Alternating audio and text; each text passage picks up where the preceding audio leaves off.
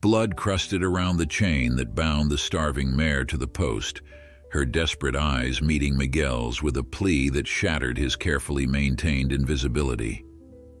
His hands trembled on the bolt cutters, knowing that freeing her would turn him from a forgotten homeless man into the target of a wealthy rancher's vengeful manhunt. Before we continue, don't forget to subscribe to the channel, like the video, and comment where in the world you're watching from. Let's go. The mare's coat had once shimmered like burnished copper in the sunlight. Now, coated with dust and marred by neglect, her hide had dulled to the color of dried clay. Each labored breath sent ripples across her prominent ribs as she stood motionless, chained to a weathered wooden post at the edge of a long-forgotten property. The heavy metal links rattled softly whenever she shifted her weight, a constant reminder of her captivity. Her eyes, once bright with spirit, now gazed vacantly across the parched landscape, reflecting the emptiness that had slowly consumed her will to fight. 3 days had passed since Eduardo Martinez, a wealthy landowner with more property than compassion, had ordered his workers to leave her here. The mare had committed an unforgivable sin in his eyes. She had thrown his son during an exhibition jump, embarrassing him in front of potential business partners. It didn't matter that his son had driven her too hard, pulled too roughly on the bit, or that she had already shown signs of lameness that morning. All that mattered was the humiliation Eduardo had felt as wealthy spectators watched his son tumble into the dirt. "Get that worthless animal out of my sight," he had commanded, his voice cold with rage. "Chain her up by the old road. Let her serve as a reminder of what happens to those who fail me." His workers had known better than to question him. They'd led the mare away, their eyes downcast, unable to look at her as they secured the heavy chain around her neck. One of them had whispered an apology as he locked the padlock, his fingers lingering briefly on her neck before he walked away. None had returned since. The drought had turned the earth beneath her hooves to dust. What little grass remained was beyond her reach, the chain's length calculated with cruel precision to keep sustenance just out of reach. A small, stagnant puddle of rainwater from the previous week's brief shower had sustained her for the first day, but it had long since evaporated under the merciless sun. Her tongue felt thick in her mouth, her once sleek muscles weakening with each passing hour. The mare had tried at first, lunging against the chain until her neck was raw, pawing at the ground until her right foreleg ached even more than it had before. Eventually, she had surrendered to stillness, conserving what little energy remained in her body. Occasionally, vehicles passed on the distant road, but none slowed. She was just a part of the landscape now, another abandoned thing in a land where abandonment was commonplace. As the fourth morning dawned, the mare's head hung low. The morning dew had provided a few precious drops of moisture when she lowered her muzzle to the sparse blades of grass within her reach. But it wasn't enough. Her body had begun to surrender to inevitability, her once powerful frame now a collection of angles and protrusions beneath her dull coat. Miguel Ramirez had walked this road many times before. At 58, his life had been reduced to what he could carry in the weathered backpack that hung from his shoulders. The lines etched into his face told stories of hardship, of dreams pursued and lost, of a home that existed only in memory. 5 years ago, he had been an accountant with a small house on the outskirts of town. Then came the economic collapse, the loss of his job, the mounting debts, and finally, the eviction notice taped to his front door. Now he walked the roads between towns, taking odd jobs where he could find them, sleeping under bridges or in abandoned buildings when necessity demanded it. Some called him homeless, but Miguel preferred to think of himself as untethered. The distinction mattered to him, a small reclamation of dignity in a world that afforded him little. The sun had barely cleared the horizon when Miguel spotted the mare. He paused, squinting against the morning light to make sure his eyes weren't deceiving him. He had passed this way just a week earlier and was certain the animal hadn't been there then.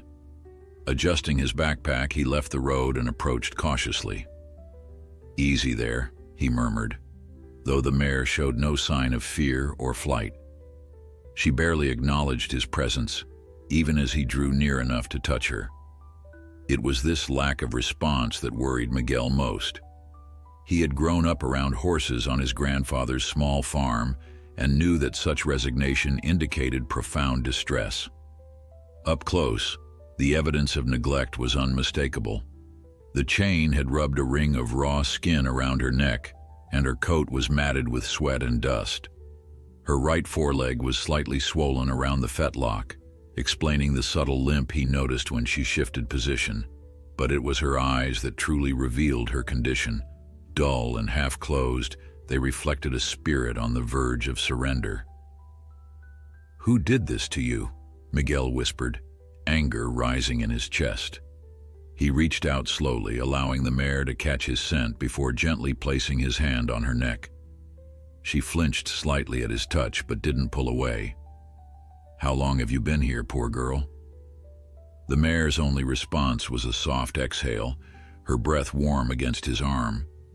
Miguel set his backpack down and retrieved a plastic bottle half filled with water. He'd been rationing it carefully, knowing it would be miles before he reached the next town, but the mare's need was greater than his own. Cupping his hand, he poured a small amount and held it to her muzzle. At first, she didn't respond, as if she'd forgotten what water was. Then her nostrils flared and she lowered her head, tongue tentatively extending to lap at the moisture in his palm. Miguel continued, one handful at a time, until the bottle was empty.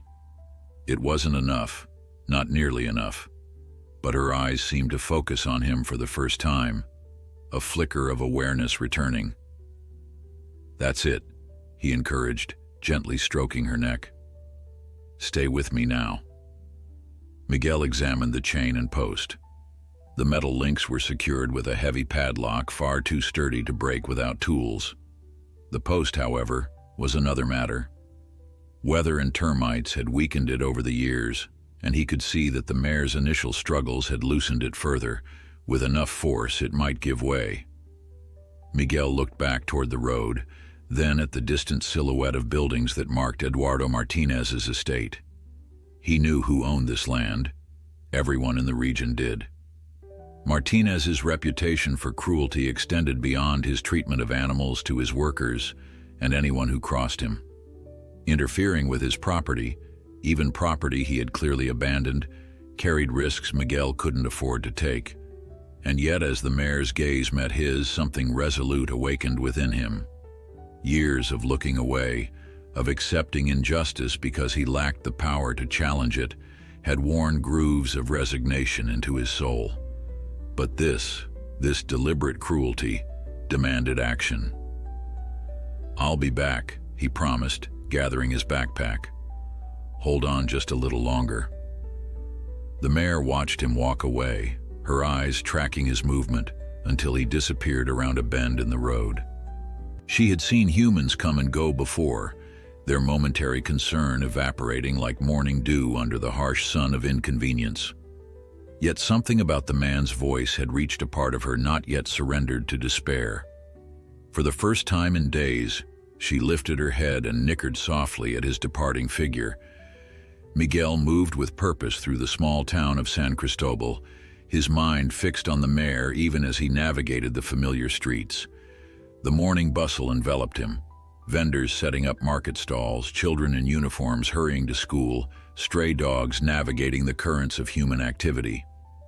5 years ago, he would have been just another face in this river of purpose, his identity secure in routine and recognition. Now he existed on the periphery, visible yet unseen, like a ghost haunting the edges of a world that had continued without him. He approached Ferreteria Jimenez, just as old Tomas was unlocking the front gate. The hardware store owner looked up, recognition flickering across his weathered face. "Miguel," he nodded, neither welcoming nor dismissive. "Early today." "Need a few things, Tomas," Miguel replied, following him inside. The familiar smell of metal, dust, and machine oil filled his nostrils. "Got any bolt cutters? Used ones, maybe, that you could spare for cheap?" Tomas gave him a sidelong glance as he flipped on the lights.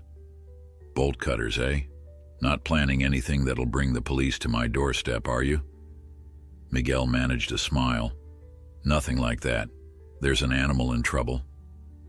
Something in his voice must have conveyed his sincerity, because Tomas's expression softened. He disappeared into the back room and returned with a pair of bolt cutters, their handles wrapped in faded electrical tape, the cutting edges slightly worn, but still serviceable. "These have seen better days," Tomas said, placing them on the counter, "but they'll cut through most chains still. What animal are we talking about?" "A mare," Miguel replied, testing the tool's weight in his hands. "Someone left her chained to a post out by the Old North Road. She's been there days from the look of her." Tomas's expression darkened. "Martinez land?" Miguel nodded, his fingers tightening around the bolt cutters. "Careful there, amigo," Tomas warned, his voice dropping. "That man doesn't forgive easily. Lost 3 fingers myself working his mill years back, and all I got was fired for slowing production." He held up his right hand, where indeed the last 3 fingers ended at the second knuckle. "I can't leave her there," Miguel said simply. Tomas studied him for a long moment, then reached beneath the counter and pulled out a coil of rope and a small first aid kit. "Take these too. The rope's good quality. It'll hold her if she spooks. The kit has some antiseptic and bandages for her neck where the chain's been." When Miguel reached for his worn wallet, Tomas waved him off. "No charge. Just don't mention where you got these, understand? I've got grandchildren to feed." "Gracias," Miguel said, the weight of the older man's risk not lost on him. "I won't forget this." "See that you don't get yourself killed," Tomas replied, already turning to arrange his counter for the day's business. "The world's short enough on decent men as it is." Miguel tucked his supplies into his backpack and left, making one more stop at the town's small mercado. The few pesos he had left bought a couple of apples, a small bag of oats, and a plastic container that he filled with fresh water at the public fountain. It wasn't much, but it would help restore the mare's strength for what was to come. By the time he returned to the spot where she was tethered, the sun had risen high in the sky. The mare stood as he had left her, though her head lifted slightly at his approach, a small acknowledgement that sent a surge of hope through him. She remembered him. "I told you I'd be back," he said softly, setting his backpack down. He approached her slowly, speaking in low, gentle tones, letting her grow accustomed to his presence again. When he was close enough, he held out an apple in his flattened palm. Her nostrils flared as she caught the scent, and after a moment's hesitation, her soft lips gathered the fruit from his hand. Miguel smiled as she crunched the apple, juice dribbling from her mouth. It was likely the first food she'd had in days. While she ate, he took stock of their situation more thoroughly. The road remained empty, and the Martinez estate was far enough away that they wouldn't be easily spotted. Still, he couldn't afford to linger. After she finished the apple, he offered her water from the container, which she drank greedily. He used some to clean the raw ring around her neck, where the chain had rubbed her skin bare, gently applying antiseptic from the first aid kit. She flinched but allowed his ministrations, seeming to understand his intent to help. "Now for the hard part," Miguel murmured, retrieving the bolt cutters from his backpack. The chain was heavy-duty, meant for securing gates or farm equipment, not a living creature. He positioned the cutters around one of the links and applied pressure. The tool's jaws bit into the metal, but the chain held. Miguel repositioned and tried again, putting his full weight behind the effort. With a sudden snap, the link broke. The sound seemed to echo across the empty field, and Miguel froze, scanning the horizon for any sign that they'd been heard. The mare, startled by the noise, had taken a quick step back but remained calm, perhaps sensing that her freedom was at hand.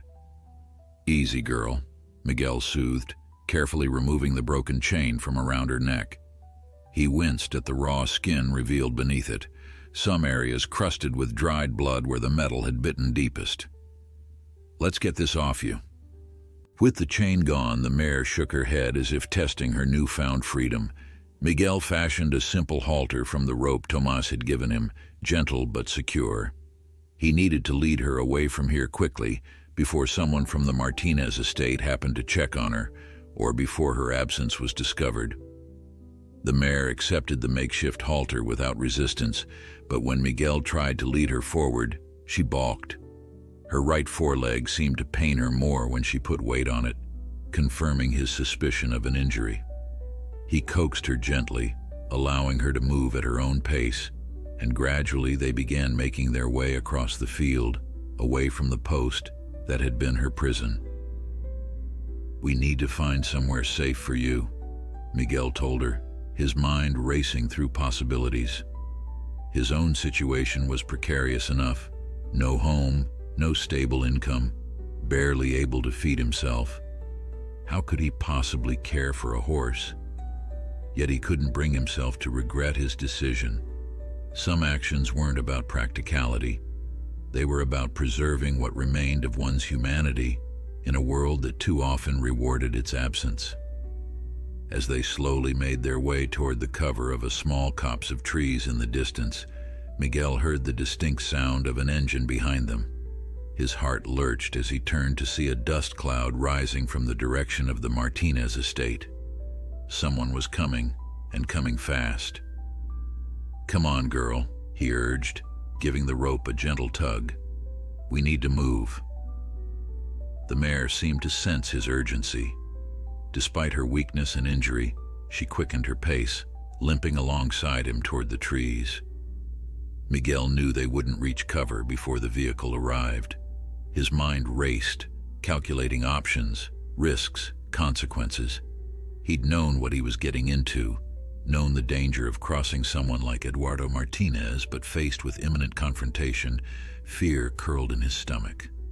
Not for himself, though. For her. If they caught them, the mare would suffer for his actions. They would take her back, and next time they wouldn't leave her with even the slim chance of survival he'd found her with. The engine sound grew louder. Miguel's hand tightened on the rope, his other instinctively reaching out to rest on the mare's neck. Her skin twitched beneath his fingers, but she didn't pull away. "Whatever happens," he promised her, "I won't let them take you back." The approaching vehicle slowed as it neared the post where the mare had been chained. Through the shimmering heat rising from the parched earth, Miguel could make out a dusty pickup truck, its once white paint now a patchwork of rust and grime.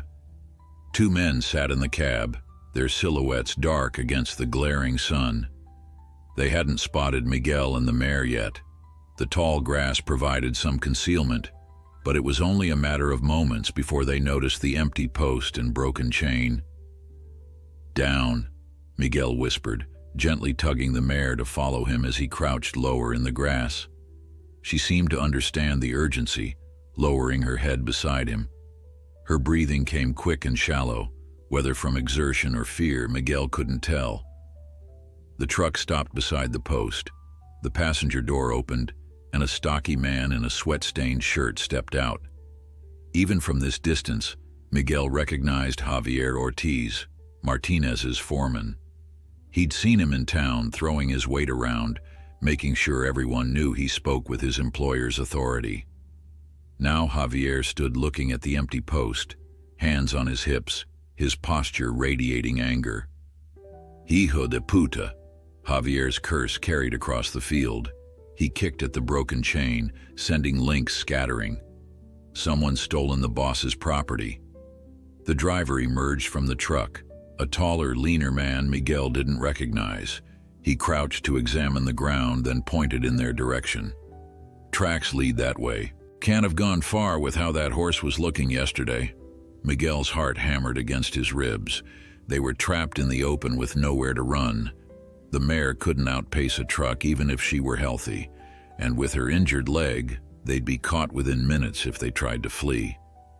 His mind raced through options, each bleaker than the last.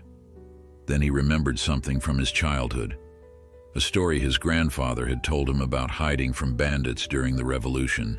Sometimes, the old man had said, the only place to hide is in plain sight. "Come on," he whispered to the mare, leading her at a perpendicular angle to their original path, toward the road rather than away from it. If they could reach it before the men spotted them, they might have a chance. They moved as quickly as the mare's condition allowed, Miguel constantly glancing over his shoulder. The men had returned to their truck, and the engine roared to life. Instead of driving into the field, however, they turned onto a dirt track that ran along its edge, a shortcut to intercept the path they thought Miguel and the mare were taking toward the trees. "Good," Miguel breathed. "They're looking in the wrong place." They reached the road just as the truck disappeared around a bend. Miguel led the mare onto the asphalt, then turned in the direction of town rather than away from it. It was a gamble. They'd be exposed to anyone driving by, but it was also the last direction Martinez's men would expect them to take. The mare's hooves clicked against the pavement, the sound unnaturally loud in Miguel's anxious state. Each car that appeared on the horizon sent a jolt of fear through him, but none slowed. To any observer, they were simply a man leading his horse along the roadside, an unremarkable sight in a rural area where horses remained common transportation. After 20 minutes of walking, the mare's limp became more pronounced. Miguel spotted a small turnoff leading to an abandoned gas station, its weathered sign hanging askew above rusted pumps. The building's back area was shielded from the road by overgrown bushes and would provide temporary shelter. "Just a little farther," he encouraged, guiding her toward the dilapidated structure. Behind the building, he found a small covered area that once might have been used for oil changes or tire repairs. Now it offered shade and concealment. Miguel helped the mare settle onto the relatively clean concrete floor, then slumped against the wall beside her, his legs suddenly weak with the release of tension.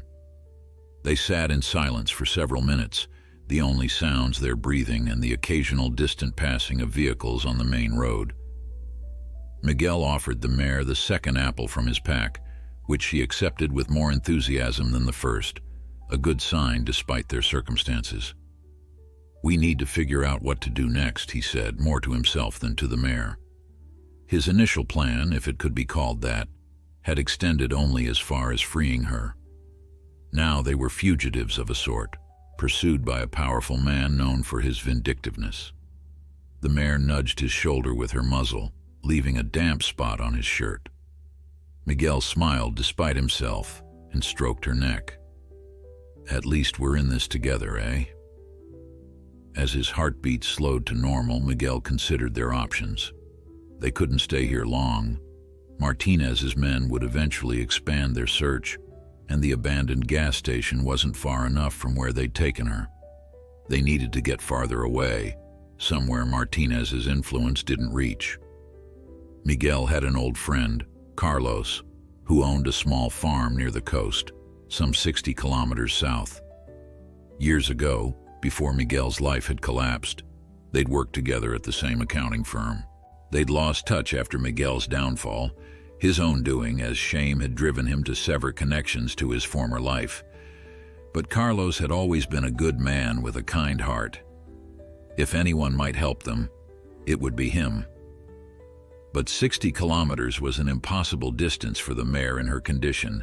They needed transportation, and Miguel had no vehicle, no money for bus fare, not that a bus would accept a horse as a passenger, and hitchhiking with a mare seemed equally improbable. As Miguel pondered their dilemma, he remembered Tomas mentioning that his son-in-law ran a small delivery service with a livestock trailer. It was another risk to involve more people, but Miguel was running out of options. "We'll rest here until dark," he told the mare, his decision made. "Then we'll make our way back into town, staying off the main roads. If we're lucky, Tomas will help us one more time." The mare's only response was to lower her head to rest against his leg, her eyes half closing in exhaustion. The simple gesture of trust moved something deep within Miguel. 5 years of homelessness had gradually eroded his sense of purpose, of being needed. Day by day, survival had become his only goal, each sunset marking another 24 hours of continued existence rather than meaningful life. But now, this creature depended on him. Her life, her freedom, her very existence hinged on his decisions. It was a responsibility that should have felt overwhelming given his circumstances. Instead, it awakened something he'd thought long dead, a sense of purpose, of mattering in the world. As the mare dozed beside him, Miguel gently examined her injured leg. The swelling around the fetlock had worsened with their hurried escape, the skin hot to the touch. She would need proper veterinary care soon. Another problem to solve, another expense he couldn't afford. Yet looking at her face, relaxed now in rare peaceful sleep, Miguel couldn't summon regret for his actions. Some things transcended practicality. Some actions defined who you were more clearly than any words could express. In freeing this mare, Miguel had reclaimed something essential about himself, something that poverty and homelessness had nearly stripped away. "We'll find a way," he promised her softly, leaning his head back against the cool concrete wall. "Somehow, we'll find a way." Outside, the afternoon heat shimmered above the cracked asphalt of the abandoned gas station. In the distance, dust clouds occasionally rose from vehicles traversing the rural roads, perhaps innocent travelers, perhaps Martinez's men expanding their search. Miguel knew they couldn't hide forever, but for now, in this moment of shared quiet, he allowed himself to believe in possibilities rather than limitations. He closed his eyes, not to sleep, but to plan, to dream again of futures that extended beyond mere survival. Beside him, the mare's rhythmic breathing provided a comforting counterpoint to his thoughts, a reminder of why this risk, this fight, was worth everything it might cost him. Darkness settled over the landscape like a protective blanket, bringing with it a welcome drop in temperature. Miguel had dozed fitfully throughout the afternoon, always jerking awake at the sound of passing vehicles. The mare had rested more deeply, her body reclaiming the energy depleted by days of deprivation. Now, as Miguel gently roused her, she lifted her head with greater alertness than before, her eyes reflecting the faint moonlight filtering through the broken windows. "Time to move," Miguel whispered, gathering his meager belongings. He offered her the last of the water, which she drank gratefully, then checked her injured leg. The swelling hadn't worsened, but she still favored it when she stood. They would need to move slowly, staying to the softer earth beside the road rather than the hard asphalt. Miguel led her around the abandoned building and paused, scanning the road in both directions. The headlights of occasional cars appeared like distant fireflies, but the stretches between vehicles were long enough to provide cover for their journey. Instead of taking the main road back toward town, Miguel chose a narrower path that wound through scrubland and small farms. It would add time to their journey, but decrease their chances of encountering Martinez's men. The night air carried the sense of dust, distant cooking fires, and the mare's warm breath beside him. Miguel found himself oddly at peace despite their precarious situation. For years, he'd been invisible, a shadow passing through communities where he'd once belonged. Now, paradoxically, as a fugitive, he felt more substantial than he had in a long time, as if the weight of responsibility had somehow anchored him back to the world. They moved in comfortable silence, Miguel occasionally murmuring encouragement when the mare's steps faltered. He'd decided to call her Libertad, Liberty, though he hadn't spoken the name aloud yet. It seemed presumptuous to name her when her freedom remained so uncertain, a fragile hope rather than an accomplished fact. Their progress was slow but steady. The three-quarter moon provided enough light to navigate, and Miguel's familiarity with the area helped them avoid the deeper gullies and rockier patches that might further injure Libertad's leg. By midnight, the scattered lights of San Cristobal appeared in the distance, small pinpricks of yellow against the dark landscape. "Almost there," Miguel told her, pausing to let her rest. They had reached the outskirts of town, where small homes with corrugated metal roofs clustered along unpaved streets. Dogs barked occasionally at their passing, but no lights came on in windows. No curious faces appeared to investigate. Tomas lived above his hardware store in a small apartment with his daughter's family. The store itself stood on the edge of the main market square, too exposed for Miguel to approach directly with the Mare. Instead, he guided her toward the back alley that ran behind the commercial buildings, where deliveries were made and trash was collected. Behind the hardware store, Miguel secured Libertad to a fence post with a loose knot, one she could pull free from if necessary, and approached the rear entrance. A single light burned in the upstairs window, giving him hope that Tomas might still be awake. He picked up a handful of small pebbles and gently tossed them against the glass. After the third attempt, the window slid open, and Tomas's weathered face appeared, squinting into the darkness. "Who's there?" he called softly, mindful of his sleeping family. "It's Miguel," he replied, keeping his voice low. "I need your help, Tomas. It's important." The old man's expression was unreadable in the dim light, but after a moment he nodded. "Wait there. I'll come down." Minutes later, the back door opened and Tomas emerged, tightening the belt of a worn robe around his waist. He carried a small lantern that cast a warm glow over the alley. When he spotted Libertad standing patiently by the fence, his eyebrows rose. "So you did it," he said, approaching the Mare cautiously. "Freed Martinez's horse." "She was dying, Tomas," Miguel replied, his voice earnest. "Chained without food or water.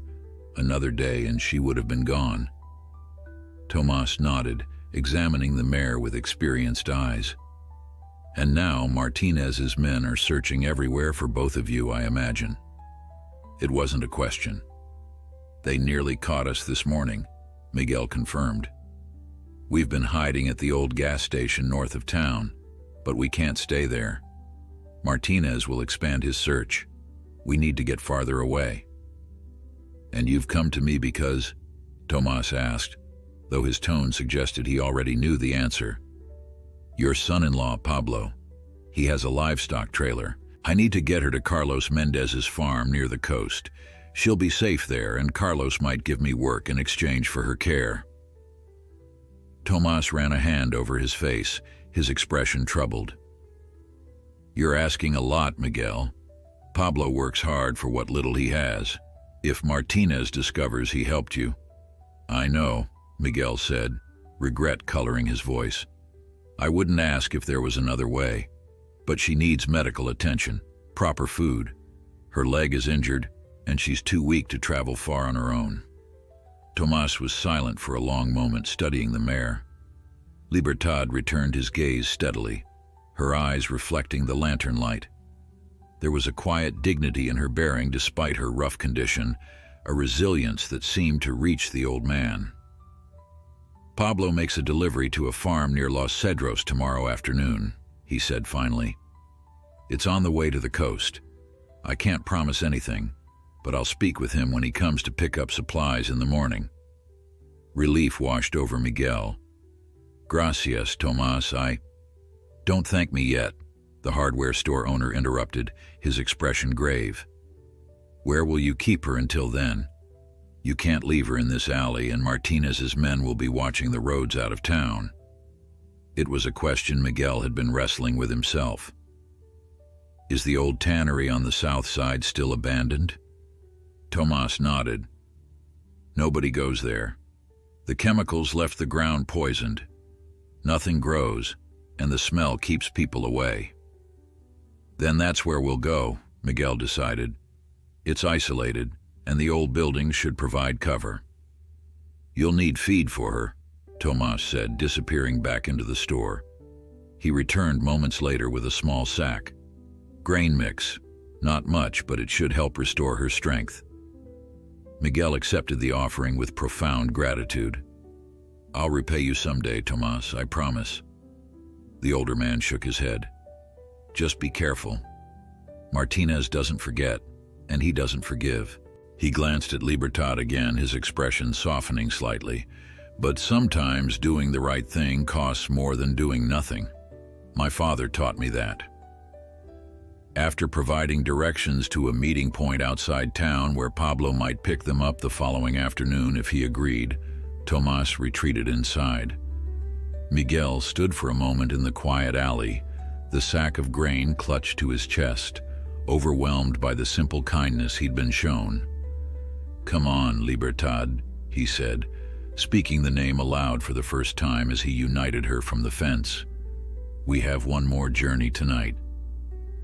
The mare's ears pricked forward at the sound of her new name, as if accepting it as her own. Together, they slipped back into the shadows, two fugitives bound by circumstance and growing trust, moving through the sleeping town toward their temporary sanctuary. Behind them, unseen, a figure stepped from the deep shadow of a doorway. He watched their retreating forms until they disappeared around a corner, then pulled out a cell phone. "It's Raul," he said quietly when the call connected. "I found them. The homeless man and the boss's horse. They're heading south toward the old tannery." The abandoned tannery loomed like a decaying sentinel at the edge of town, its crumbling walls silhouetted against the night sky. Years of exposure to harsh chemicals had left the surrounding soil barren, creating an eerie no-man's land that separated the facility from the nearest homes. Broken windows gaped like hollow eye sockets, and the air carried a faint, acrid smell that lingered years after the last hide had been processed. Miguel approached cautiously, leading Libertad around the perimeter to scout for any signs of human presence. The mare's nostrils flared at the unfamiliar chemical scent, but she followed without resistance, her trust in him seemingly growing with each hour they spent together. Finding no evidence that anyone had visited recently, Miguel guided her toward what had once been the main processing building. A portion of the roof had collapsed, but the rear section remained relatively intact. Miguel cleared a space in the corner furthest from the entrance, sweeping aside broken glass and debris with his foot to create a makeshift bed for Libertad. The concrete floor wasn't ideal, but at least they were sheltered from view, and the night air was mild. "It's just for tonight," he assured her, spreading out the small supply of grain Tomas had provided. Libertad lowered her head to eat, her movements more eager than before. The simple act of watching her regain her strength filled Miguel with a quiet satisfaction that overshadowed his own hunger. As Libertad ate, Miguel explored their temporary refuge, gathering what might be useful. In what had once been an office, he found an old blanket, musty but intact, likely left behind by another transient seeker of shelter. He shook it out thoroughly and brought it back to their corner, draping it over Libertad's back for warmth. "We should try to rest," he told her, settling beside her on the hard floor. "Tomorrow will be a long day one way or another." Despite his exhaustion, sleep proved elusive. Every distant sound, a dog barking, a car passing on the main road, the wind rattling loose metal sheets on the roof, jolted him to alertness. Libertad seemed equally restless, her ears constantly swiveling toward new sounds, her body tense beside him.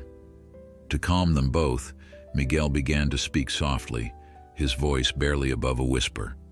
He told her about his former life, the small accounting firm where he'd worked, the apartment he'd rented with its window box of geraniums, the future he'd planned before the economic collapse had swept it all away. He spoke of his grandfather's farm where he'd first learned to love horses as a boy, and of his dream to someday have a place of his own again, perhaps with a small stable where she could live in peace. "Strange how life turns," he mused, stroking her neck. A week ago I had nothing worth fighting for. Now here I am, planning a future I have no means to create, all because I couldn't walk past a suffering creature. Libertad shifted closer, her warm breath ghosting over his arm. The simple gesture of companionship moved him deeply. "You understand, don't you?" he whispered. "What it's like to be valued one day and discarded the next, to be invisible." Eventually, Miguel's words trailed off as fatigue overcame his vigilance. He drifted into a light sleep, his hand still resting on Libertad's neck, their breaths synchronizing in the quiet darkness. The sound of engines outside shattered the pre-dawn stillness. Miguel jerked awake, momentarily disoriented until the events of the past day came rushing back. Libertad was already on her feet, ears pricked forward, body rigid with alarm. "Shh," Miguel soothed, even as his own heart pounded. He crept to one of the broken windows and peered out. 2 vehicles had pulled up outside the tannery, the white pickup truck he'd seen earlier and a black SUV he didn't recognize. In the gray half-light of approaching dawn, he could make out 4 men, including Javier, Martinez's foreman. They carried flashlights and, more worryingly, what appeared to be a tranquilizer gun. "They mean to drug you," Miguel whispered, returning to Libertad's side. "We need to move. Now." The main entrance was no longer an option. Miguel led Libertad toward the back of the building, searching frantically for another way out. A narrow loading dock door offered their only escape route, but it opened onto an area visible from where the men were gathering. "We'll have to wait until they come inside, then slip out behind them," Miguel decided, positioning Libertad in the shadows near the loading dock. He picked up a piece of broken pipe from the floor, a poor weapon against 4 men, but better than nothing. The beam of a flashlight swept across the main entrance as voices grew louder. Miguel held his breath, one hand on Libertad's muzzle to keep her quiet. The mare trembled beneath his touch but remained silent, as if understanding the danger they faced. "The informant said they were here last night." Javier's voice echoed through the empty building. "Search thoroughly. The boss wants both the horse and the thief." Footsteps spread out as the men began to explore different sections of the tannery. Miguel tensed as one set approached their hiding place, the flashlight beam cutting through the darkness barely meters away. He tightened his grip on the pipe, preparing to fight if discovered. Then, unexpectedly, fate intervened. A portion of the weakened roof chose that moment to give way, sending a cascade of debris crashing down in the central area of the building. The men shouted in alarm, their attention diverted by the sudden collapse. "Now," Miguel whispered, sliding the loading dock door open just enough for them to squeeze through. He led Libertad out into the growing dawn light, moving as quickly as her injured leg would allow, staying close to the building's shadow. Behind them, confusion reigned as the men argued about the safety of continuing their search. Miguel and Libertad slipped around the corner of the building and into a shallow ravine that ran behind the tannery, providing cover as they made their escape. They traveled south, keeping to the lowest ground, using the scattered vegetation for concealment whenever possible. Miguel's mind raced, recalculating their plans. The meeting point Tomas had suggested was now too risky. Martinez's men would surely check all the roads leading out of town. By mid-morning, they had reached a small creek several kilometers from the tannery. Miguel allowed Libertad to drink and rest while he considered their options. They couldn't return to town, and without Pablo's trailer, the journey to Carlos's farm seemed impossible given Libertad's condition. As Miguel filled his water bottle from the creek, a distant sound caught his attention. He froze, listening intently. It was an engine, but not the aggressive roar of the vehicles that had come to the tannery. This was the steady rumble of a diesel truck moving slowly along a dirt track that ran parallel to the creek about half a kilometer away. On impulse, Miguel led Libertad up the gentle slope until they could see the road. A familiar livestock trailer came into view, pulled by Pablo's faded blue truck. The vehicle moved at a crawl, as if the driver were searching for something, or someone. Hope surged through Miguel. Had Tomas convinced his son-in-law to help after all, or was this another trap? Miguel hesitated, weighing the risk. The truck stopped, and a man stepped out, not Pablo, but Tomas himself, cupping his hands around his mouth. "Miguel." The faint call carried on the morning air. "Miguel, are you there?" Torn between caution and desperate need, Miguel made his decision. He whistled sharply, the sound cutting through the quiet landscape. Tomas turned toward the sound, shading his eyes against the morning sun. "There you are." Relief was evident in his voice as he spotted them on the slope. "Hurry. Martinez's men are searching every road out of town." Miguel looked down at Libertad, her tired eyes meeting his. "What do you think, girl? One more risk?" In answer, she nudged his shoulder with her muzzle, as if urging him forward. Miguel smiled, hope blooming in his chest for the first time since they'd fled the tannery. "Let's go," he said, leading her toward what might be their last chance at freedom. Miguel and Libertad made their way down the slope toward the road where Tomas waited. The mare's steps were tentative on the uneven ground, her injured leg causing her to stumble occasionally, but determination seemed to fuel her forward movement. Miguel matched his pace to hers, one hand resting lightly on her neck for reassurance and support. "Hurry," Tomas called again, his weathered face etched with worry as he glanced repeatedly up and down the empty road. "Martinez's men are everywhere this morning." When they reached the truck, Miguel saw that the livestock trailer was old but well-maintained, lined with fresh straw and equipped with a ramp rather than steps, a small mercy for Libertad's condition. Tomas opened the back gate and lowered the ramp, then stepped aside. "Will she go in willingly?" he asked, eyeing the mare with concern. "We don't have time to coax her if she resists." Miguel looked into Libertad's eyes, finding in them not the wild fear he might have expected, but a steady trust that humbled him. "She'll go," he said with quiet confidence. "She knows we're trying to help her." Leading her to the base of the ramp, Miguel spoke softly to Libertad, explaining what they needed from her.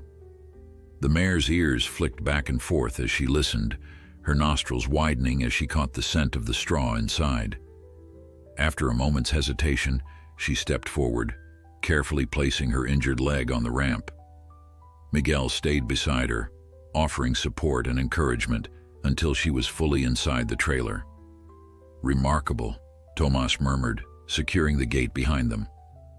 "Most horses I know would fight being loaded, especially after what she's been through." "She understands more than we think," Miguel replied, ensuring Libertad was comfortable before exiting through the small side door. "Where's Pablo? I thought he would be driving." A shadow crossed Tomas's face as he gestured for Miguel to get in the truck. "Pablo couldn't come. His wife, my daughter, is 8 months pregnant with their third child. He was willing to lend us the trailer, but I couldn't let him take the risk." The older man climbed behind the wheel, his movements betraying his age. "I may be old, but I still remember how to drive a truck and haul a trailer." Miguel felt a surge of gratitude and guilt as he settled into the passenger seat. "Tomas, I never meant to put your family at risk." "Enough," Tomas interrupted, starting the engine. "I made my own choice. Sometimes a man has to decide what kind of person he wants to be remembered as." He pulled onto the road, driving at a careful pace to avoid jostling the injured mare. "I've lived in Martinez's shadow for too many years, watching him destroy lives and land with no consequences. Maybe I'm too old to change the world, but I'm not too old to help you save one horse." They drove in silence for a while, taking back roads whenever possible, avoiding the main highways where Martinez's men would most likely be watching. Through the small window into the trailer, Miguel could see Libertad standing quietly, her balance adjusting to the vehicle's movement. Occasionally, he would speak to her through the opening, reassuring her when the road became rough or when they had to make sudden turns to avoid main thoroughfares. "How did you find us?" Miguel asked eventually, the question that had been nagging at him since Tomas's appearance. "We never made it to the meeting point." Tomas kept his eyes on the road, hands gripping the wheel with the careful precision of someone who hasn't driven regularly in years. "After you left last night, I got to thinking. Martinez has too many eyes in town. Someone was bound to have seen you. When I heard this morning that his men were searching the old tannery, I figured you'd have fled south if you escaped them." He shrugged. "It was a guess, but I know these lands. There aren't many places to hide a horse between the tannery and the highway." Miguel nodded, amazed at the old man's foresight. "We were lucky. They almost caught us at dawn." "Luck had nothing to do with it," Tomas replied. "You've shown courage and kindness to an animal when most would have walked away. Perhaps the world balances itself sometimes." They had been driving for nearly an hour when the truck's radio crackled to life, a local station broadcasting the morning news. Miguel reached to turn it off, preferring silence, when a familiar name caught his attention. "Eduardo Martinez has announced a substantial reward for information leading to the recovery of a valuable mare stolen from his property yesterday. Martinez claims the horse, valued at over 50,000 pesos, was taken by a vagrant known to frequent the San Cristobal area." Miguel felt the blood drain from his face. 50,000 pesos. He's trying to turn the whole region against us. Tomas snorted.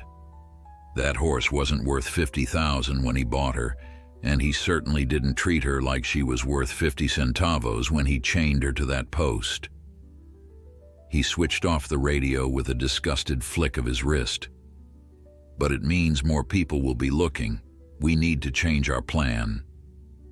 The original idea had been to take the coastal highway to Carlos's farm, a journey of about 4 hours. Now, with Martinez broadcasting a reward across the region, the highway was too risky. There would be police checkpoints and too many eager eyes hoping to claim the money. "There's an old cattle trail that runs through the foothills," Tomas said after a moment's consideration. "It adds hours to the journey, but it bypasses the main roads. Few people use it these days. Too rough for modern vehicles, but this old truck has seen worse." Miguel nodded, grateful for Tomas's knowledge. "Will it be safe for Libertad? Her leg?" "Better a rough ride than capture," Tomas replied grimly. "But we'll take it as carefully as we can." The cattle trail proved to be little more than a rutted track winding through scrubland and rocky hillsides. The truck's suspension creaked in protest as they navigated the uneven terrain, and Miguel winced at every jolt, imagining Libertad's discomfort in the trailer. Yet each time he checked on her, the mare remained stoic, shifting her weight to minimize pressure on her injured leg, her eyes alert but calm. By midday, the sun beat down mercilessly, turning the truck's cabin into an oven despite the open windows. Tomas's face glistened with sweat, his hands cramping on the wheel, though he refused Miguel's offers to take over driving. They stopped briefly at a small stream to rest and water Libertad, the cool mountain-fed water a blessing in the oppressive heat. While the mare drank, Miguel examined her leg again. The swelling had neither improved nor worsened, but the extended standing in the moving trailer had clearly tired her. He massaged her muscles gently, wishing he had proper medical supplies to treat her injury. "She's strong," Tomas observed, watching them from where he sat on a rock, drinking from his canteen. "Stronger than she looks." Miguel nodded, his throat tight with emotion. "I keep thinking about what would have happened if I hadn't found her that day. How long she would have suffered before." "But you did find her," Tomas interrupted. "And now she has a chance. That's all any of us can ask for in this life. A fair chance." As they prepared to continue their journey, The distant sound of an engine broke the midday quiet. Tomas tensed, motioning for Miguel to get Libertad back in the trailer quickly. They secured the gate just as a vehicle crested the hill behind them. A police truck, its white and blue markings unmistakable even at a distance. "They're checking the back trails," Tomas muttered, hurrying to the driver's side. "Get in, we need to move." Miguel cast one last glance at the approaching police vehicle before climbing into the passenger seat. The moment the door closed, Tomas accelerated, the truck lurching forward on the uneven trail, the trailer swaying dangerously behind them. In the side mirror, Miguel watched the police truck grow larger as it gained on them. Libertad's freedom, so dearly won, now hung by the thinnest of threads. The police truck gained on them steadily, dust billowing behind its wheels as it navigated the rugged trail. Tomas gripped the steering wheel with white-knuckled determination, his eyes constantly flicking to the rearview mirror. Miguel braced himself against the dashboard as they bounced over the uneven terrain, his heart pounding in his chest. "We can't outrun them," Tomas said grimly. "This old truck wasn't built for speed, especially pulling a trailer." Miguel twisted in his seat to check on Libertad through the small window. The mare was struggling to maintain her balance, her injured leg barely touching the floor of the trailer as she compensated for the violent motion. Each jolt seemed to cause her pain, yet she remained standing, her eyes wide but trusting. "We need to stop," Miguel decided, turning back to Tomas. "We're hurting her, and we won't escape anyway." Tomas shot him an incredulous look. "Stop, and just surrender everything we fought for?" "Not surrender," Miguel replied, his mind racing. "But we need another approach. Pull over at the next bend, where those trees provide some cover." Though clearly skeptical, Tomas did as suggested, guiding the truck behind a stand of drought-resistant mesquite trees that partially shielded them from the trail. He cut the engine but left the keys in the ignition, ready for a quick departure if needed. "What's your plan?" he asked as the police truck's engine grew louder. Miguel reached for his backpack. "When they stop, let me do the talking. Follow my lead." He climbed out of the truck and moved to the back of the trailer, opening the gate to check on Libertad. The mare was breathing heavily, sweat darkening her coat, but she nickered softly when she saw him, a sound that squeezed his heart with its simple trust. "It's okay, girl," he soothed, stroking her neck. "I won't let them take you back." The police truck rounded the bend and slowed upon spotting them. Two officers stepped out, hands resting casually near their holstered weapons. Miguel recognized the driver, Officer Delgado, a man in his 40s with a reputation for being neither particularly corrupt nor notably compassionate. The second officer was younger, unfamiliar, probably from another district. "Good afternoon, señores," Delgado called, approaching cautiously. "Having trouble with your vehicle?" Tomas, following Miguel's cue, nodded. "Overheating. These old engines don't handle the heat like they used to." Delgado's gaze shifted to the trailer where Libertad stood in plain view. "That's a fine horse you have there. Where are you headed with her?" Miguel stepped forward, adopting the deferential posture he'd perfected during years of homelessness, non-threatening, slightly hunched, eyes lowered. "To the veterinarian in Los Cedros, officer. My uncle's mare injured her leg, and our local vet doesn't have the facilities to treat her properly." He gestured toward Libertad's swollen fetlock, which was clearly visible. "You can see she's in pain. We're trying to get her help as quickly as possible." The younger officer moved closer to the trailer, examining Libertad with interest.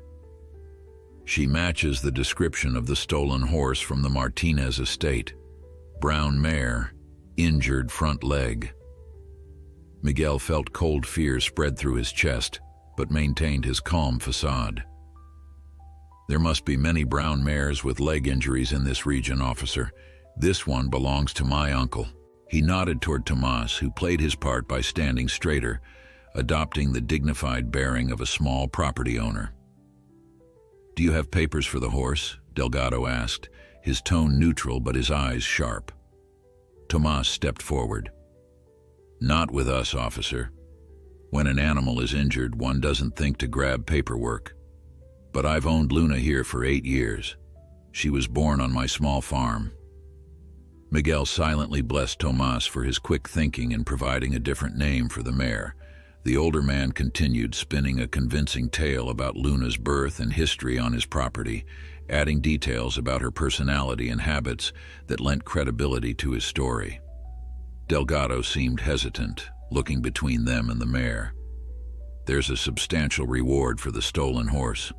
50,000 pesos.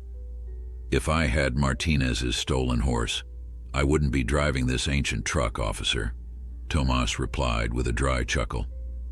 "I'd be collecting that reward myself." The younger officer laughed, but Delgado remained serious. "We still need to verify ownership. There's a checkpoint 10 kilometers ahead on this trail. They have a description of the stolen mare and her identifying markings. You'll need to stop there for inspection." Miguel felt a flicker of panic. Martinez would have provided detailed information about Libertad's appearance, perhaps even photographs. Any thorough inspection would reveal the truth. "Of course, officer," Tomas agreed smoothly. "Though I hope they won't delay us too long. Luna needs medical attention, as you can see." Delgado nodded, his expression softening slightly as he looked at the mare's obviously painful leg. "I understand. The checkpoint is just a formality. If your story checks out, you'll be on your way quickly." The officers returned to their vehicle, but instead of driving past, they remained parked, watching expectantly. They intended to follow them to the checkpoint, eliminating any chance of changing course. "Get in," Tomas muttered, closing the trailer gate. "We'll have to deal with this as it comes." Once back in the truck, engine rumbling to life, Tomas kept his voice low. "That checkpoint will be our undoing. Martinez will have sent someone who knows the horse personally." Miguel stared ahead at the dusty trail, mind working frantically. "How far are we from Carlos's farm if we continue on this route?" "At least 3 more hours, and that's if we make good time," Tomas replied, pulling back onto the trail with the police truck following at a respectful distance. "But we won't get that far. The checkpoint will stop us first." Miguel looked at the surrounding landscape. Rocky hillsides dotted with scrubby vegetation, occasional ravines cutting across the terrain, inhospitable yet not impassable for someone on foot or horseback. "Is there any way to bypass the checkpoint? A side trail or old path?" Tomas frowned in concentration. "There's a herder's path about 5 kilometers ahead. It breaks off to the east through a dry creek bed. Very rough terrain. Too narrow for the truck and trailer, but possible for a horse and rider," Miguel finished, understanding dawning. "Could that path eventually connect to a route leading to Carlos's farm?" "Theoretically, yes. It joins up with the old mining road near Sierra Madre. From there you could reach Carlos's place by nightfall if you rode well and the mare could handle it." Tomas glanced at him sharply. "But Miguel, her leg, she can barely walk, let alone carry a rider across such difficult terrain." Miguel looked through the window at Libertad, their eyes meeting briefly. In that moment he saw not just pain and exhaustion, but a flickering determination that mirrored his own. "She's stronger than she looks," he said, echoing Tomas's earlier words. "And she'll have motivation, freedom." "And what about me?" Tomas asked, his voice lower now. "The police will know I lied when you disappear." Miguel hadn't considered this, and shame washed over him. "I'm sorry, Tomas. I've asked too much already." "No," the older man interrupted. "I'm not asking you to change your plan. I'm telling you I need one too. These officers might believe I was deceived by a homeless man who stole my horse and trailer, but only if I act the part when we discover you've gone." Miguel studied his friend's face, weathered by years and hardship, yet still capable of such courage. Are you sure about this? Tomas nodded, a grim smile touching his lips. I've lived too long playing it safe in Martinez's shadow. Perhaps it's time for this old man to take a stand, even if only he knows he's taken it. They approached the junction where the herder's path branched off from the main trail, the police truck maintaining a steady distance behind them. Miguel had spent the last few kilometers preparing mentally for what lay ahead, while Tomas had provided terse instructions about landmarks to watch for on the difficult route to Carlos's farm. There, Tomas said quietly, nodding toward a nearly invisible opening between two rocky outcroppings. That's the path. I'll slow down as if checking the engine again. You'll have maybe 2 minutes while I distract them. Miguel nodded, his mouth dry. I can't thank you enough, Tomas. The older man's weathered face softened for a moment. Just get that mare to safety. That's thanks enough. He paused, then added, and perhaps someday, when this is blown over, come back and let an old man know you both made it. As they neared the turnoff, Tomas gradually reduced their speed, the truck's engine making a convincing knocking sound that he'd somehow manufactured by adjusting something under the dashboard. He pulled over, gesturing apologetically to the police officers through his side mirror. Ready? He asked Miguel, not waiting for an answer before popping the hood release. Unbolt the side door of the trailer while I keep them occupied. Go quietly and stay low until you reach the path. Miguel slipped out as Tomas engaged the officers, pointing at the engine and shaking his head in apparent frustration. Moving to the trailer, Miguel opened the small side door designed for accessing animals without lowering the main ramp. Libertad watched him with alert eyes, sensing something important was happening. We have to go now, Miguel whispered, glancing toward the police truck where both officers had stepped out to observe Tomas's theatrical examination of the engine. Can you do this, Libertad? Can you carry me? The mare's ears pricked forward at the intensity in his voice. Miguel climbed carefully into the trailer, wincing at the soft thud of his boots on the metal floor. He had no saddle, no bridle, only the makeshift rope halter he'd fashioned days ago when he'd first freed her. It would have to be enough. With gentle hands, he guided Libertad toward the open side door.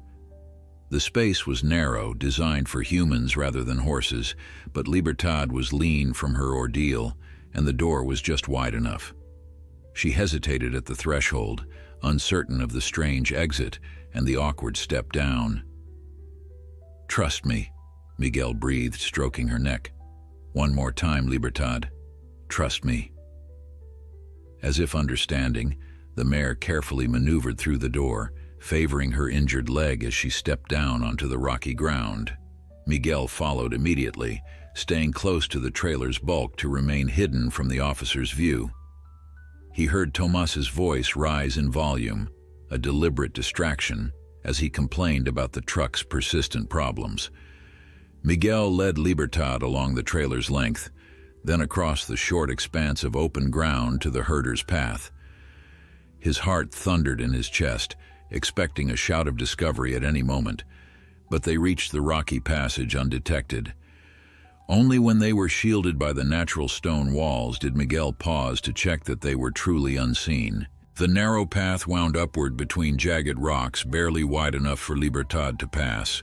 Miguel hesitated, torn between leading her on foot and riding to make faster progress. His concern for her injured leg warred with the urgent need for speed. Libertad made the decision for him. She lowered her head and nudged his shoulder insistently, then stood steady beside a flat rock that could serve as a mounting block. The message was clear enough. Are you sure? Miguel asked, searching her eyes. Libertad's steady gaze held no hesitation. Using the rock, Miguel carefully mounted, settling himself on her bare back with deliberate gentleness. He took a moment to distribute his weight properly, mindful of her condition. When he was secure, he gathered the rope halter's ends in his hands, using the lightest pressure to guide her forward. Libertad moved cautiously at first, testing her balance with the unfamiliar weight on her back. Her injured leg clearly pained her, but she found a rhythm that minimized the strain, a slightly uneven gait that nonetheless carried them steadily upward along the rocky path. Behind them, Miguel heard the faint sound of raised voices. The officers had discovered their absence. Soon, they would radio ahead to the checkpoint, alert others to search the surrounding area. There would be no going back now. The path grew steeper, winding between larger boulders and across loose scree that shifted treacherously underfoot. Libertad navigated the difficult terrain with surprising sureness, choosing each step with care. Miguel kept his posture balanced, moving with her rather than against her, offering encouragement in a low, steady voice. "You're doing beautifully," he told her as they crested a particularly challenging section. Just a little farther to the ridge, then the path levels out for a while. They climbed steadily for nearly an hour, the sun beating down mercilessly as the day advanced toward its hottest point. Sweat darkened Libertad's coat and Miguel's shirt clung to his back, but neither faltered. Below them, the main trail grew smaller, winding like a tan ribbon through the scrubland. There was no sign of pursuit yet, but Miguel knew it would come. When they finally reached the ridgeline Tomas had described, Miguel dismounted to give Libertad a rest. The vista before them was breathtaking, rolling hills giving way to distant mountains, the landscape painted in shades of ochre, sage, and dusty gold. In another context, Miguel might have paused to appreciate the view, but now he scanned it only for signs of danger or refuge. "There," he murmured, pointing to a faint line cutting across a valley in the distance. "That must be the old mining road Tomas mentioned. If we can reach it by mid-afternoon, we might make it to Carlos's farm by nightfall." Libertad drank from the water Miguel offered in his cupped hands, her breathing gradually slowing as she recovered from the climb.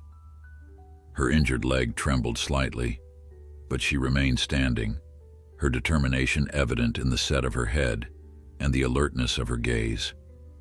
Miguel checked her leg, relieved to find that while the swelling remained, it hadn't worsened significantly. "You're the bravest soul I've ever known," he told her, resting his forehead briefly against her neck. "I'm not sure I would have had your courage after what humans did to you." Libertad nudged his shoulder gently, her breath warm against his skin. In that silent exchange, Miguel felt understood in a way he rarely had with people, a recognition between two beings who had known abandonment and yet refused to surrender to bitterness. After a short rest, they continued along the ridge, the path now following a natural contour that required less climbing. Miguel alternated between riding and walking beside Libertad, letting her determine when she needed his weight removed. They fell into a rhythm of mutual accommodation, each attentive to the other's needs without words. By early afternoon, they had descended from the ridge and were making their way through a landscape of scattered trees and brush that offered welcome shade from the relentless sun. The mining road was now visible ahead, a more defined track that would allow faster travel if they reached it.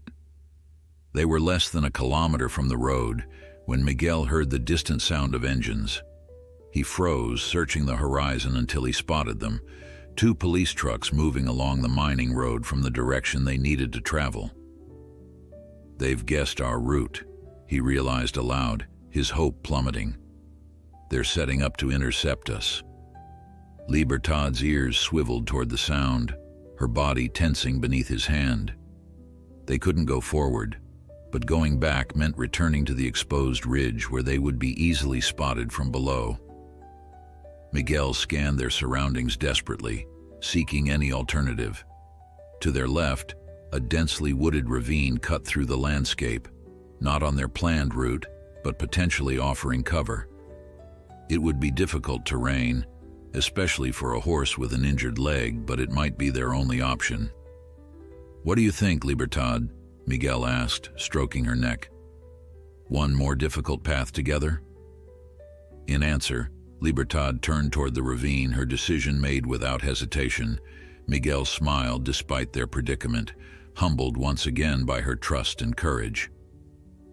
"Then that's where we'll go," he said, leading her toward the uncertain shelter of the trees, the sound of engines growing louder behind them. The ravine welcomed them with shadow and silence, a stark contrast to the sun-scorched landscape they'd left behind. Thick vegetation crowded the steep slopes, creating a tunnel of green that seemed to swallow light and sound. The temperature dropped noticeably as they descended, bringing welcome relief from the afternoon heat but casting everything in an emerald gloom that made navigation challenging. Miguel walked ahead of Libertad, testing the ground before allowing her to follow. The earth was surprisingly soft underfoot, accumulated layers of fallen leaves and moss, creating a cushioned surface that proved gentler on Libertad's injured leg than the rocky path they'd traveled before. Small mercies, Miguel thought, helping the mare navigate around a fallen tree. The ravine deepened as they progressed, the sides growing steeper until they were following what appeared to be an ancient stream bed, now dry from the prolonged drought. Gnarled roots reached across their path like arthritic fingers, requiring careful maneuvering.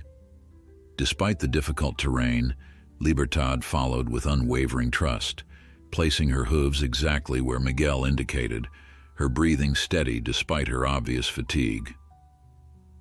"You're doing so well," Miguel encouraged, pausing to let her rest in a small clearing where sunlight pierced the canopy. "Just a little farther, and we should be safe from the road." The distant sound of engines had faded, but Miguel remained vigilant. Martinez's men would not give up easily, not with the substantial reward at stake.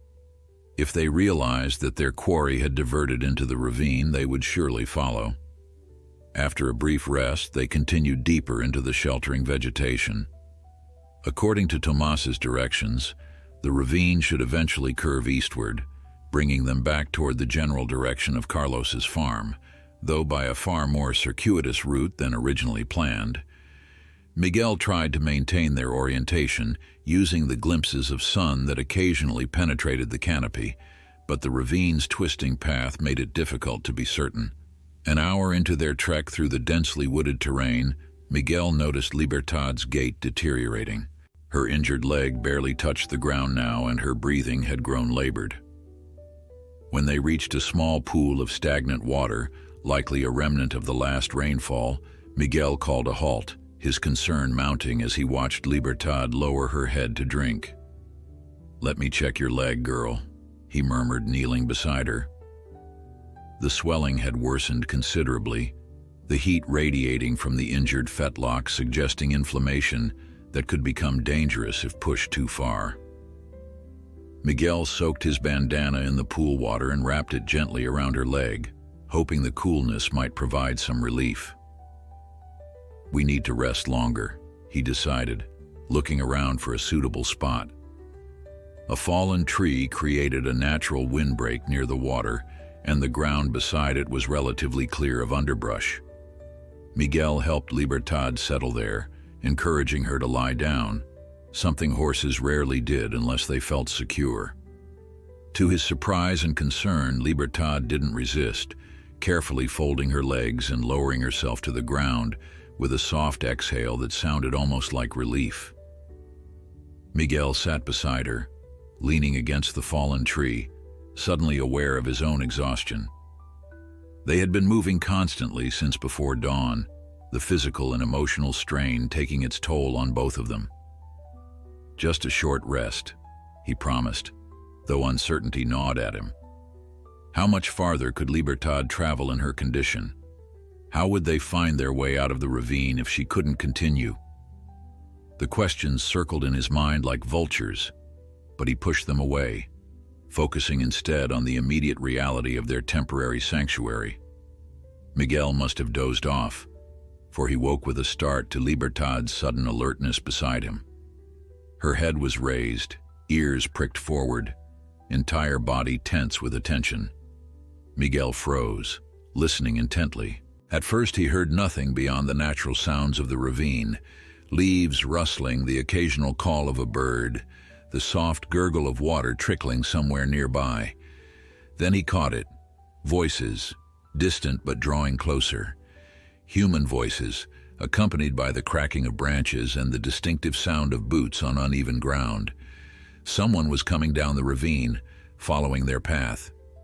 "They found our trail," Miguel whispered, heart sinking. Libertad struggled to her feet, clearly understanding the danger despite her pain. Miguel helped her up, mind racing through their limited options. They couldn't outrun their pursuers, not with Libertad's worsening condition. Hiding seemed the only possibility, but where? The ravine offered vegetation but little true concealment for a man and a horse. Unless... Miguel's gaze landed on a spot where the ravine wall had partially collapsed, creating a hollow beneath exposed tree roots. The space wasn't large, but it was shadowed and partially screened by hanging vines. It might work, if they could reach it without leaving obvious signs. "This way," he murmured, leading Libertad toward the hollow. "Step exactly where I step if you can." Carefully, they moved away from the water source, Miguel deliberately choosing the rockiest path to minimize tracks. Libertad followed with painstaking precision, her trust in him seemingly absolute even as pain clearly shot through her with each step. When they reached the hollow, Miguel guided her into the shadowy space, positioning her so that the hanging vegetation partially obscured her form. "Stay very still," he whispered, pressing himself against the earthen wall beside her. "No matter what happens." The voices grew clearer. 2 men, perhaps 3, speaking in the clipped tones of those accustomed to giving and receiving orders. Martinez's men, not police, Miguel guessed from their conversation. They mentioned the reward, discussed how to split it if they found the horse and the vagrant, debated whether to shoot Miguel on sight or bring him back to face Martinez's personal retribution. Miguel's hand rested on Libertad's neck, feeling her pulse race beneath his fingers. His own heart hammered so loudly he feared they might hear it. The footsteps and voices drew closer, until Miguel could make out individual words clearly. "They definitely came this way," one man said, voice barely 20 meters from their hiding place. "Those are horse tracks by the water." "Spread out," another commanded. "The horse is injured. They can't have gone far." Miguel closed his eyes, silently calculating the distance to the hollow, how visible their tracks might be, how thoroughly the men would search. Even if he and Libertad remained undiscovered, how long would the search continue? How long could Libertad stand motionless in her condition? Minutes stretched into an eternity as the men moved around the area, sometimes drawing alarmingly close to their hiding place. One passed within meters of the hollow, close enough that Miguel could see the glint of a handgun at his waist through the screening vegetation. Libertad remained perfectly still, only the slight tremble of her muscles betraying her strain. Then, unexpectedly, salvation arrived in the form of a sudden, distant whistle, a signal from somewhere further down the ravine. The men paused, then began moving away, drawn by the sound of their companions' discovery. Soon their voices faded into the distance, leaving Miguel and Libertad alone in their precarious shelter. Miguel waited long minutes before daring to move, listening intently for any sign of the men's return. When he finally stepped from the hollow, muscles stiff from the prolonged stillness, he helped Libertad follow, noting with concern how she struggled to bear weight on her injured leg. "They've gone in the wrong direction," he whispered, "but they'll realize their mistake eventually. We need to move while we can." The question was, move where? The encounter had disoriented Miguel, making him uncertain which direction they should take to escape the ravine. Continuing downward seemed dangerous with the men ahead. Climbing back up would be nearly impossible for Libertad in her condition. As Miguel hesitated, Libertad made the decision. She turned to face a narrow game trail he hadn't noticed before, leading diagonally up the ravine wall, steep but not impossibly so, with natural switchbacks created by fallen trees and rock formations. "You think we should go that way?"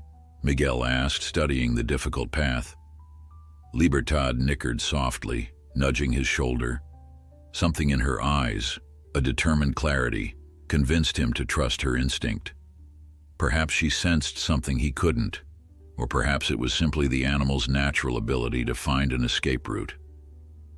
"All right," Miguel agreed, taking a deep breath. "Together then." The climb would test them both to their limits, but as they took their first steps upward, Miguel felt a curious lightness beneath his exhaustion.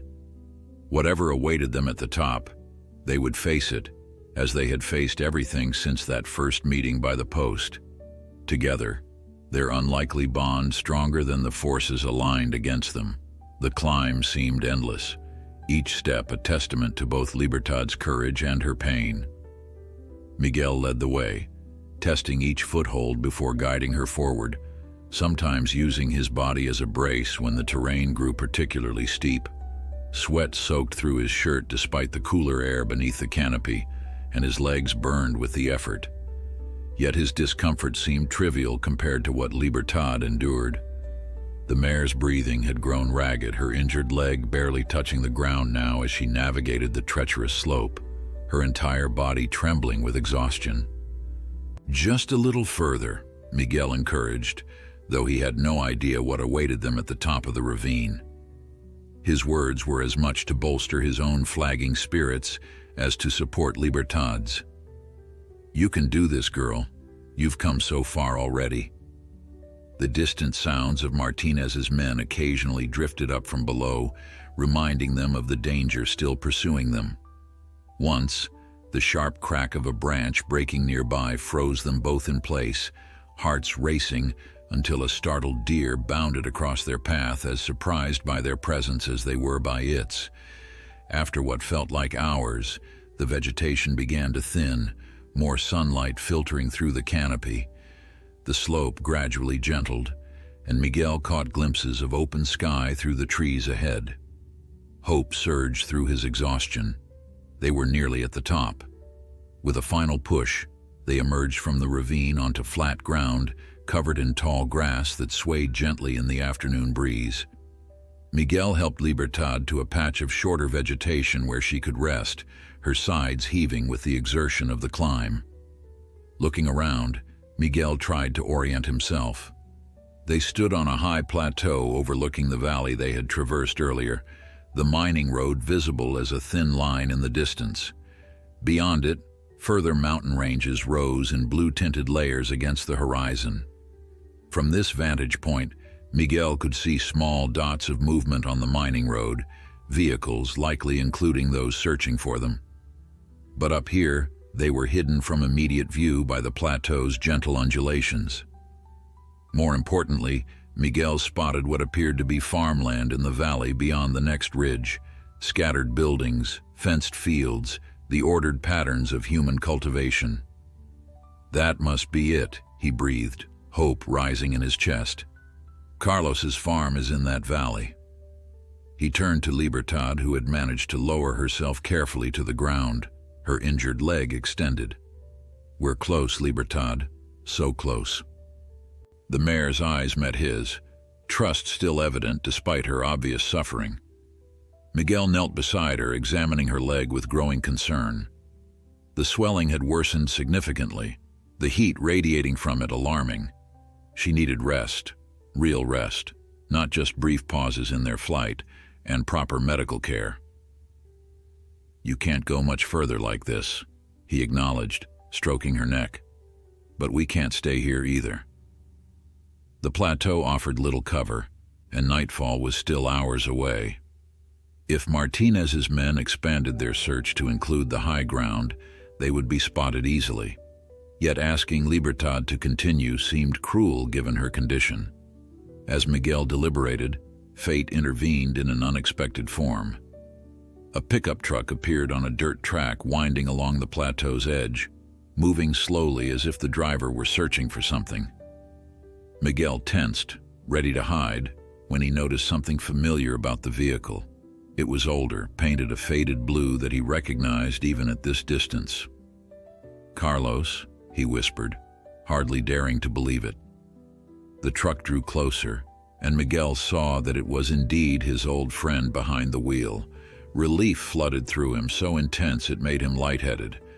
With the last of his strength, Miguel stood and waved his arms, calling out Carlos's name. The truck slowed, then turned toward them, bouncing over the uneven ground. As it approached, Miguel saw shock and recognition wash over Carlos's face. A man in his early 50s with salt and pepper hair and the weathered complexion of someone who worked outdoors. "Miguel?" Carlos called as he brought the truck to a stop and stepped out. "Is it really you? Dios mío, what happened to you?" His gaze shifted to Libertad, comprehension dawning. "Is this Martinez's mare? Tomas called me about you, but when you didn't arrive—" "You've spoken to Tomas?" Miguel interrupted, hope surging. "Is he all right?" Carlos nodded, kneeling to examine Libertad with practiced hands. "He's fine." Gave the police some story about being tricked by a vagrant who stole his horse. They believed him or pretended to. He called me this morning, said you might be trying to reach my farm. Carlos's expression grew grave as he felt the heat in Libertad's leg. "This mare needs a vet immediately. That leg could become permanently damaged if not treated soon." He stood, decision made. "We need to get her into my truck. I have a ramp in the back." Together they coaxed Libertad to her feet one more time. The mare seemed to sense that rescue had arrived, rallying her remaining strength to limp the short distance to Carlos's truck. With gentle persistence, they guided her up the ramp into the truck bed, where Carlos had quickly arranged hay and blankets to cushion her journey. "Martinez's men are searching the mining road and the ravine," Miguel explained as they secured Libertad for transport. "If they see us, let them see," Carlos replied with unexpected firmness. "This is my land we're on now, part of my grazing rights. I'm taking an injured mare to my veterinarian. If they want to question that, they can speak to my lawyer and explain why they're trespassing on private property while they're at it." The drive to Carlos's farm passed in a blur for Miguel, his exhaustion finally catching up with him now that immediate danger had passed. He must have dozed off, for he woke to Carlos gently shaking his shoulder as they pulled up to a modest farmhouse surrounded by well-maintained outbuildings and fenced pastures. "We're home," Carlos said simply, "and the vet is already here." The next few hours unfolded with dreamlike quality. The veterinarian, a young woman with efficient hands and a kind voice, treated Libertad's leg, confirming that while the injury was serious, it would heal with proper care and rest. Carlos's wife, Elena, insisted that Miguel shower and change into clean clothes before sitting him down at their kitchen table for the first proper meal he'd had in days. Throughout it all, Miguel found himself returning to Libertad's side in the clean, spacious stall where she now rested on fresh bedding, her leg carefully bandaged, her body finally relaxed in genuine safety. Each time, she lifted her head to greet him, nickering softly, as if to reassure him that she was all right. Later that evening, Carlos found Miguel sitting beside Libertad's stall, watching her peaceful sleep. "She'll be fine," Carlos assured him, settling onto a hay bale nearby. "She's young and strong underneath it all. Give her a few months and you'd never know she was ever injured." "Thank you," Miguel said, the words inadequate for the gratitude he felt. "For everything." Carlos studied him thoughtfully. "Tomas told me what you did, freeing her when others walked past, risking everything to save her. That kind of courage deserves recognition." He paused, choosing his words carefully. "I could use help around here, Miguel. Someone who understands animals, who knows the value of compassion. The pay isn't much, but there's a small cabin by the orchard, and honest work." Miguel looked up, hardly daring to believe what he was hearing. "You'd give me a job? After all these years? After how I disappeared?" "We all fall sometimes," Carlos replied simply. What matters is finding the strength to stand again. You found yours helping this mare. Perhaps now you can help yourself. That night, sitting on the porch of the small cabin that was now his, Miguel watched the stars appear one by one above Carlos's peaceful farm. In the nearby stable, Libertad rested safely, her future no longer uncertain. And for the first time in 5 long years, Miguel's future held more than mere survival. It held purpose, connection, the chance to rebuild what had been lost. He thought of the mare chained to a post, abandoned and suffering, and how the simple decision to stop, to see her pain when others looked away, had somehow saved them both. One act of compassion had created a ripple that transformed 2 broken lives into something hopeful and new. Tomorrow would bring its own challenges, but tonight, under the vast, star-filled sky, both Miguel and Libertad had found what they needed most. Not just freedom from chains, both visible and invisible, but a place to belong, a chance to heal, and the precious gift of beginning again.